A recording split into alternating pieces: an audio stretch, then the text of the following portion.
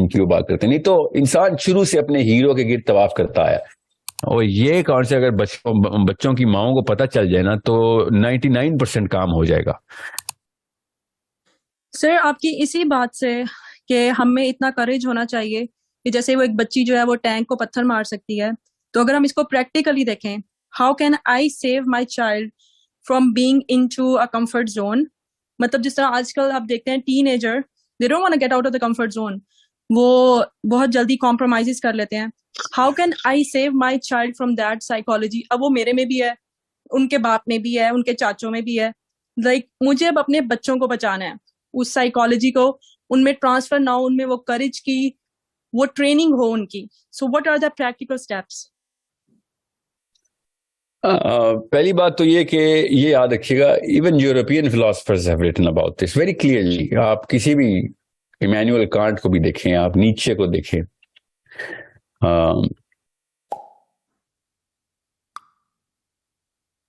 डोस्टोयेव्स्की को पढ़ें, how is he creating the concept of a hero, ये याद रखिएगा।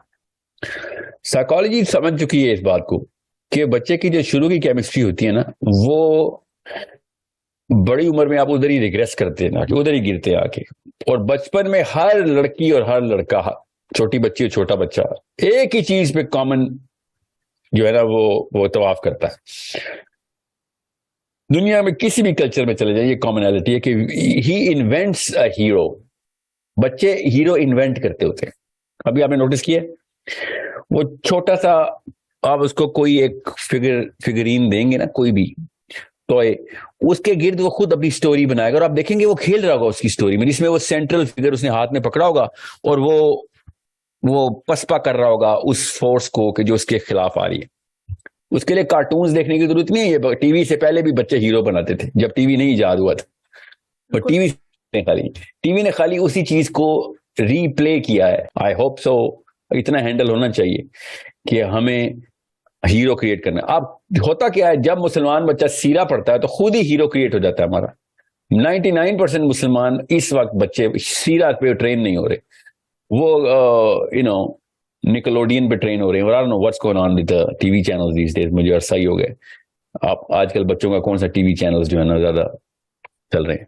तो उसमें भी अब आपने नोटिस किया होगा कि 10 साल 5 साल नहीं 10 साल पहले तक विलन और हीरो के कॉन्सेप्ट्स के ऊपर ही कार्टून बनाए जाते थे। अब आप नोटिस करेंगे, मैंने एक जर्नल पढ़ा है जिसमें उन्होंने ये कवर किया हुआ है। अब मुझे वो कार्टून्स नहीं पता क्योंकि वो यूरोपियन जर्नल था, तो यूरोप के तो टीवी चैनल भी नहीं मैंने आते इधर। तो उन्होंने ये देखा है कि अब वो विलन हीरो फाइट से निकल के ना, उन्होंने या तो ये जानते बूझते किया या फिर उन्होंने इररेलेवेंट ऑफ द इवल और गुड के कार्टून बनाए, बिकॉज उस पर पॉलिटिकल इनकरेक्टनेस आती थी। तो क्योंकि वो विलन या तो काला कर देंगे तो ब्लैक कम्युनिटी को मसला हो जाएगा, छोटा कर देंगे, लड़की कर देंगे तो जेंडर के मसले आ जाएंगे, लड़का कर देंगे तो दूसरी तरफ से मसले आ जाएंगे। I mean they had to be really very cautious. तो उन्होंने कहा बाहर में जाओ यार, विलन ऐसा फिल्म बनाओ जिसमें कोई विलन ही ना हो। ओके, सो अब आप नोटिस करेंगे कार्टून्स में अब हीरो विलन स्टोरी नहीं होती है, अजीब गरीब किस्म की। अजीब गरीब मैं क्यों कह रहा हूँ, ऐसा ना लगे कि मैं कोई इमोशनल बात कर रहा हूँ। उसमें irrelevant of hero, irrelevant of villain attributes create किए जाते हैं। Sense of humour central figure create कर चुके हैं वो, और इसीलिए आप देखेंगे बच्चे ज्यादा जोक्स ज्यादा फनी होने की कोशिश कर रहे होते हैं। सेंस ऑफ अचीवमेंट जिन चीजों के ऊपर डिफाइन हो रही है उन कार्टून्स में, तो आप वो देखेंगे कि उसमें भी पर्सनल लेवल पे regardless of anybody else achievement आ रही है। वही Swedish political correctness, Scandinavian political correctness की निशानी है।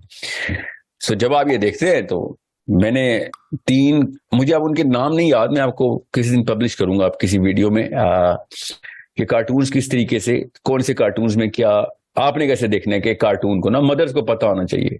आपका नाम क्या है? मारिया। मारिया, आप मेरे साथ व्हाट्सएप ग्रुप पे?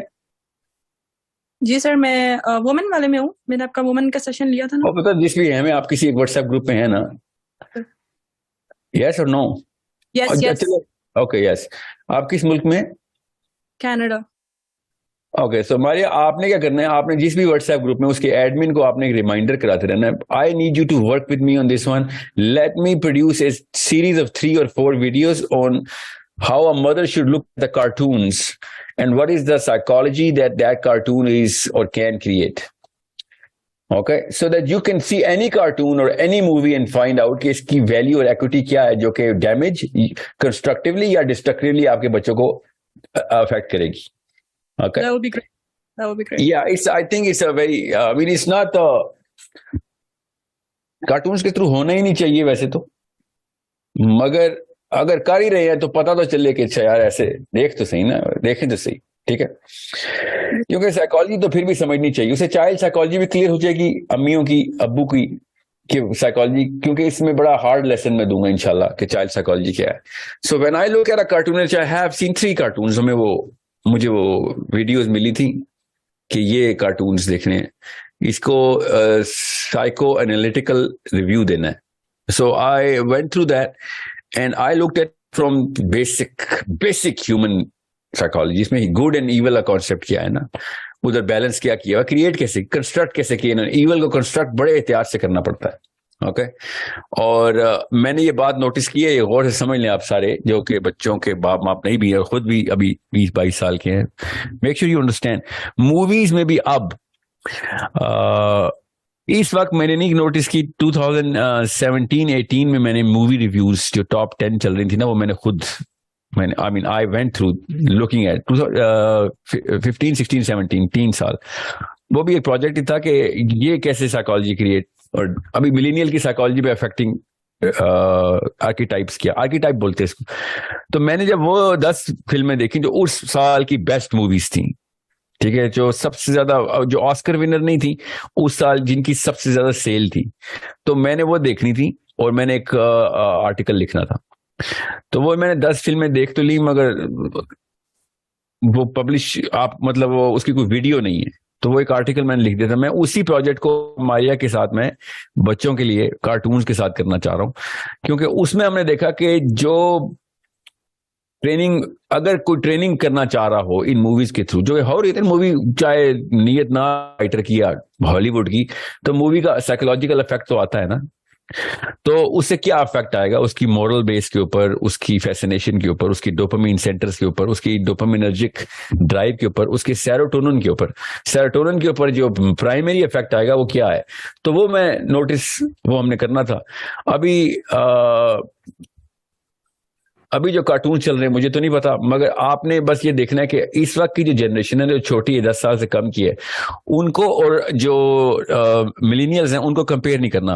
उनके केमिकल मार्कर्स ही और शिफ्ट हो चुके हैं, उनके थ्रेशोल्ड्स ही डिफरेंट हैं, और इस वक्त के जो बच्चे ना, इनको किसी और तरीके से कार्टून्स ट्रेन कर रहे हैं, अम्मी नहीं कर रही, कार्टून कर रहे हैं.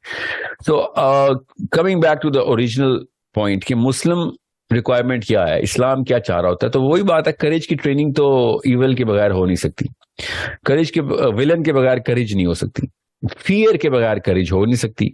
फियर किस चीज का होता है, loss of anything regarding life और रेपुटेशन और क्रेडिबिलिटी और लव्ड वंस और whatever, loss of something, stakes होने जरूरी है.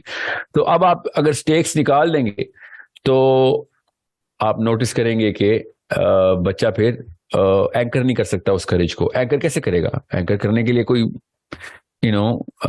अकॉम्प्लिशमेंट चाहिए टू इरेडिकेट और एनाइलेट और erase that concept of evil.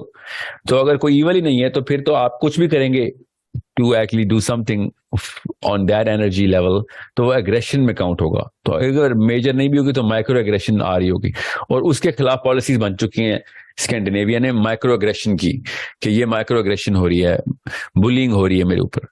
तो वो कार्टून्स में भी इसी तरीके से डालते हैं कि यार ये विलन शिलन छोड़ दो, क्यों. वो बड़ा एक मैंने आपसे कहा ना, जो लेफ्ट साइड ऑफ यूरोप है वो इतनी टिल्ट कर गई है, उनको या तो पता है तो जान के कर रहे हैं, और या तो नहीं पता तो बहुत बड़ी बेवकूफ़ी में उन्होंने पूरी इंसानियत के फैब्रिक उड़ा के रख देने, कि अगर आपने कॉन्सेप्ट ऑफ ईवल निकाल दिया है बच्चों के अंदर से, to understand what evil is, तो दुनिया से तो नहीं निकल सकता ना ईवल, वो तो अल्लाह ने बता दिया ना. ये तो आप पर चलेगी शैतान आदम अलैहिस्सलाम और हव्वा अलैहिस्सलाम की कहानी का वैल्यू, या 300-400 साल बाद जब शैतान अपनी हस्ती को इनविजिबल करेगा inside the planets inhabitants mind, कि ये नहीं, ऐसे कुछ नहीं, आप ही ईवल हैं और आप ही खुद ही इन्वेंट करते हैं आप ईवल। शैतान की सबसे बड़ी चाल तो यही है ना कि ये कंफ्यूजन डाल दे कि शैतान है या नहीं है। So this is a very critical concept जो कि हमने समझना है, और ये कॉन्सेप्ट अगर बच्चों की माओं को पता चल जाए ना तो 99% काम हो जाएगा। ओके, मैं इस पे 10 घंटे भी बात करूँ ना तब भी मैं आपको बता रहा हूँ इंसाफ नहीं कर सकूंगा मैं आपको। इसके लिए एक प्रोफेशनल कोर्स बनाना जरूरी है, और उसके लिए मैं आपको ताकि ज्यादा कम देर में ज्यादा समझा सकूं। वरना अभी आपको मैं सिर्फ कॉन्सेप्ट बना रहा हूं इस वक्त आपके, कि आपने देखना है कि ईवल कितनी बड़ी कितनी खूबसूरत चीज है टू ट्रेन आवर किड्स। तो हुसैन अलैहिस्सलाम ने कहा ना कि अरब का कोई बच्चा नहीं, अरब का कोई बच्चा हमारे पास नहीं हो जिसको हमने मगाजी पे ना ट्रेन कर दिया। अरब के हर बच्चे को मगाजी पे ट्रेन, मगाजी मतलब गजवात पे, अल्लाह के नबी अलैहिस्सलाम के गजवात पे। गजवा कहते हैं जिसमें नबी अलैहिस्सलाम ने खुद फाइट की हो, और उसको जिस तरीके से डिटेलिंग की जाती थी।